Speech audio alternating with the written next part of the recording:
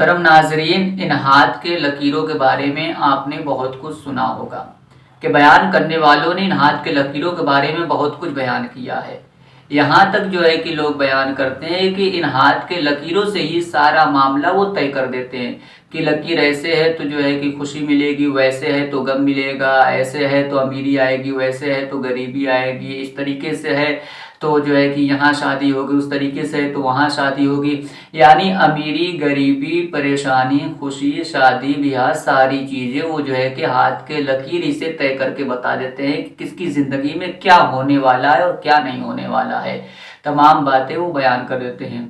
اب جو سننے والے رہتے ہیں وہ یہ دیکھتے ہیں کہ اگر ان کے ہاتھ کی لکیر کو یہ بتا دیا بتانے والا کہ تمہاری زندگی میں صرف خوشیاں ہی خوشیاں ملیں گی، تو بہت خوش نظر آتا ہے کہ اب تو ہماری زندگی میں غم آنے والا ہی نہیں ہے۔ اور اگر کسی ایک کے ہاتھ کا لکیر کو دیکھ کر بتانے والے نے یہ بتا دیا کہ تمہاری زندگی میں صرف غم ہی غم ملے گا، تو بندہ غم میں ہی تبھی سے ڈوب جاتا ہے کہ اب تو خوشی ملے گی ہی نہیں۔ اور جس کے بارے میں بتایا جاتا ہے تم دولت مند بنتے جاؤ گے تو بہت خوش ہوتا ہے، اور جس کے بارے میں بتایا جاتا ہے تم غریب ہوتے جاؤ گے تو بندہ مایوس ہو جاتا ہے۔ یعنی طرح طرح کے لوگ باتیں بیان کرتے ہیں۔ بہت سے لوگ ان سب چیزوں پر جو ہے کہ کانفیڈنس بھی کرتے ہیں، بھروسہ بھی کرتے ہیں۔ حالانکہ ہمارا قرآن کیا کہتا ہے ان ہاتھ کے لکیروں کے بارے میں، ہماری حدیث کیا کہتی ہے، ہمارے پیارے نبی صلی اللہ تعالیٰ علیہ وسلم کیا کہتے ہیں ان ہاتھ کے لکیروں کے بارے میں آپ کو آج کے اپنی اس ویڈیو میں بتاؤں گا۔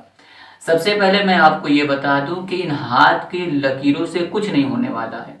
ان ہاتھ کی لکیروں کی وجہ سے نہ تو خوشی ملنے والی ہے، نہ تو غم ملنے والا ہے، اور نہ ہی امیری آنے والی ہے، نہ ہی غریبی آنے والی ہے، اور نہ ہی شادی بیاہ کا کوئی تعلق ان ہاتھ کی لکیروں سے۔ ان ہاتھ کے لکیروں کی کوئی ویلیو نہیں ہے قرآن و حدیث کی روشنی میں کہ جو ہے کہ نہیں ایسا ہوگا ویسا ہوگا، اس طرح لکیر ہے تو ایسا ہوگا، اس طرح ہے تو ویسا ہوگا۔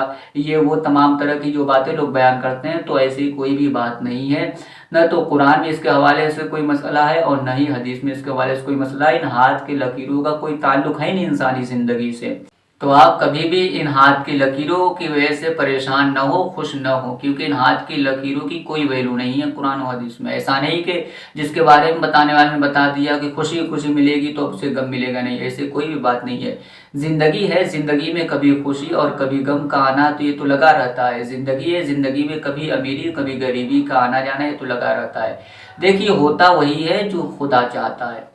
اگر خدا چاہ جائے کسی بندے کی حفاظت کرنا تو پوری دنیا مل کر کے بھی اسے نقصان پہنچانا چاہے تو اس کا پوری دنیا کچھ بھی نہیں کر پائے گی۔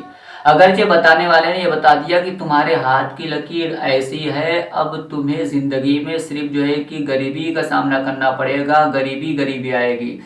اگر خدا چاہ جائے اس بندے کو امیر بنانا تو اس کی کیا اوقات کہ وہ ہاتھ کی لکیر کو جو ہے کہ دیکھ کر بتا دے جو ہے کہ تم غریب ہوگے یا یہ ہوگے وہ ہوگے۔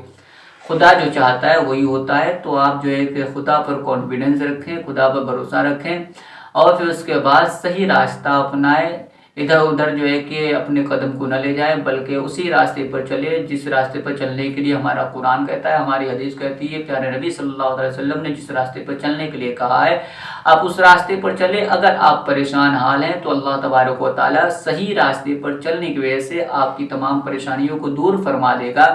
اگر آپ جو ہے کہ غریب ہیں تو صحیح راستے پر چلنے کی وجہ سے اللہ تبارک و تعالیٰ آپ کی غریبی دور فرما دے گا، اور آپ کو اپنے حبیب کے صدقے میں بے شمار نعمتیں عطا فرمائے گا، خوشیاں ہی خوشیاں عطا فرمائے گا۔